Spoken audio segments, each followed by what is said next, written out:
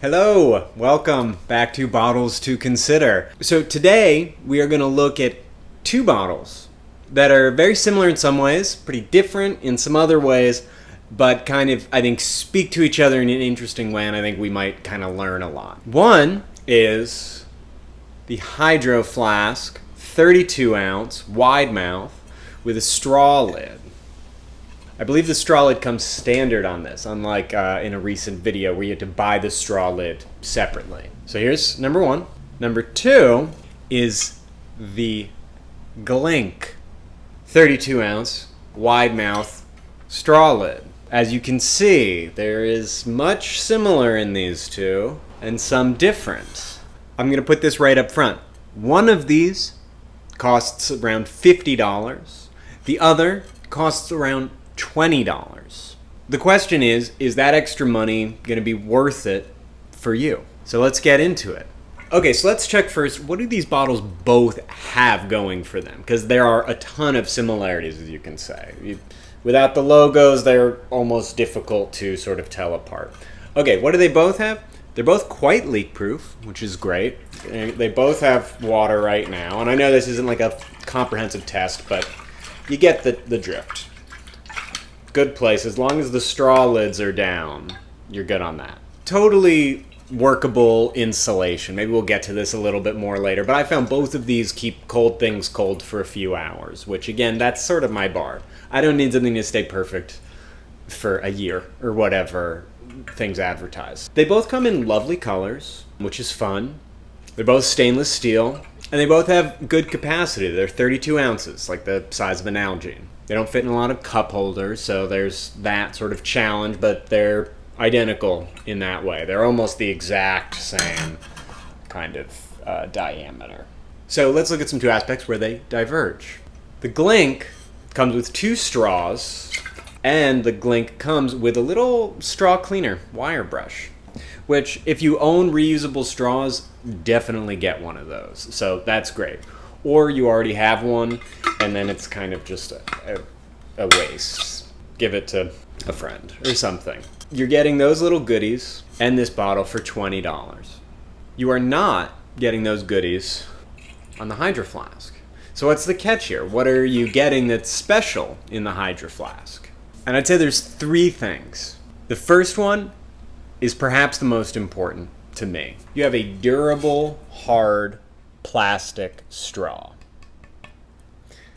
Whereas in the Glink, I sort of hid this from you last time, the straw is rubber. And as you can see, torn up. If you ever kind of just chew on a straw, sort of, which, you know, I think some people do even if they don't notice, they're kind of toothy with the straw. The Glink, that's after just about 3 months of use with someone who tends to kind of bite the straw a little bit. And it really messes with the functionality of the straw. It creates air beneath where your mouth is, so there's not like an air seal. So I don't know if you'll hear this.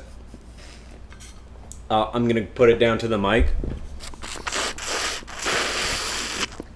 There's that like whooshing sound, and it feels it. It feels like there's a hole in your straw.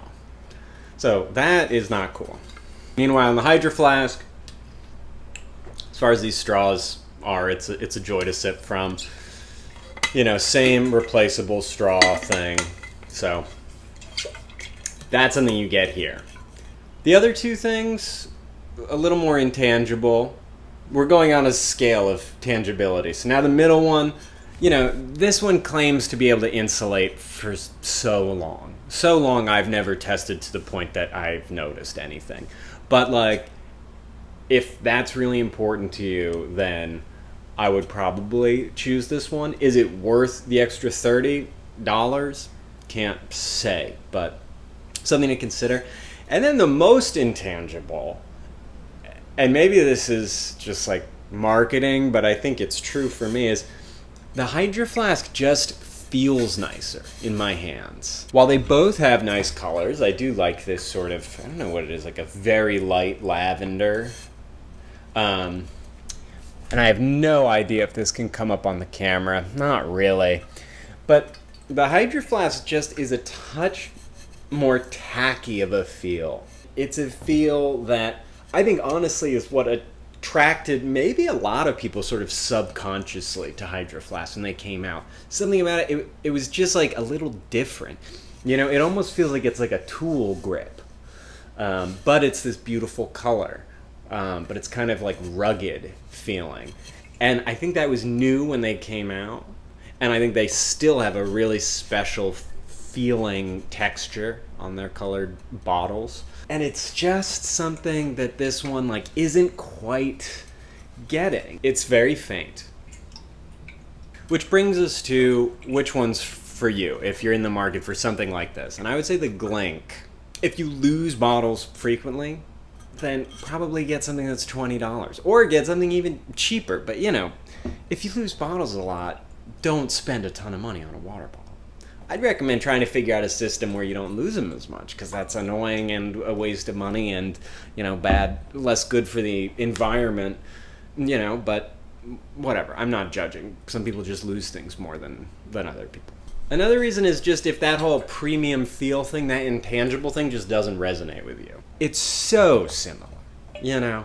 So, like, it might just not matter to you. So that is like of no value. And then on top of it, it's $30 more. There might just be something else you'd rather spend $30 on. You know, spending is so subjective, so I don't know how to frame it in the way that makes sense to you, but it's $30 less. So do it that way you will.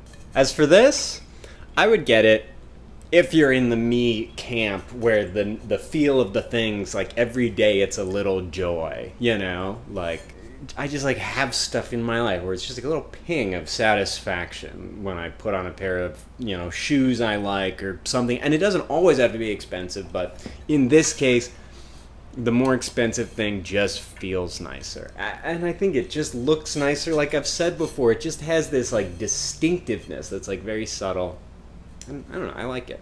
If you want something that's much more long-lasting, if you're the kind of person who's like, I want to, you know, have this thing forever, if you don't lose it, I think you'll be better off with this. The straw, if nothing else, is going to be much more durable on this. You know, what also comes with it is, you know, Hydroflask has just a better reputation. It has a reputation. It claims it will insulate for a certain period, where Glink is kind of less clear in that department. So if you really are like, I need cold water, I work somewhere very hot, this, you know, I think might feel like a safer bet. Like I said, both seem leak-proof, but the mere fact that the straw on this one is like getting all bit up, I don't love that. You know, functionally they're still leak-proof, but like if I had to choose one to like throw in a backpack with my birth certificate, it would be the Hydroflask. But also like less than half the price. It's not. I think that's really something. I don't know. Anywho, these are them. The Glink, the Hydroflask, 32 ounce, wide mouth, straw lid. I'll put links to both of these in the episode description, and as always, if you're looking to buy them, please click on those links. Using those links really helps Bottles to Consider, helps me keep making these bottle reviews. And also, let me know in the comments which seems like a better fit for you, and also just if you like the sort of head-to-head face-off format. If you'd like more episodes that sort of, instead of a single deep dive, kind of put two against each other, let me know. That's it for now. Thanks so much. See ya next time.